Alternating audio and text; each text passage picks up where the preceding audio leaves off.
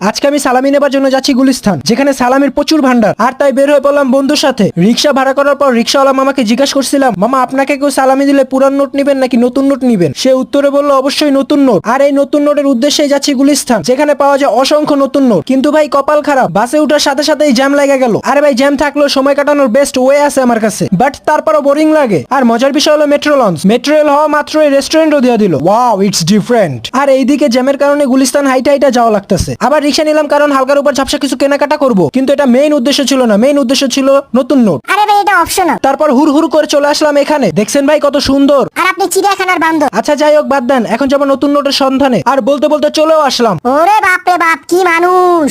20 টাকা নোট হাজারে কত? 280। ভাই একটু ক্যামেরার সামনে শরম পাইছে, কিন্তু ভাই টিগার টিগার। ফাইনালি 20 টাকার নোট নিলাম, সাথে 5 টাকার নোটও নিলাম। আর টাকাগুলো একটু গুইনা নিতাছি। যদি আপনারাও নেন অবশ্যই গুইনা নিবেন।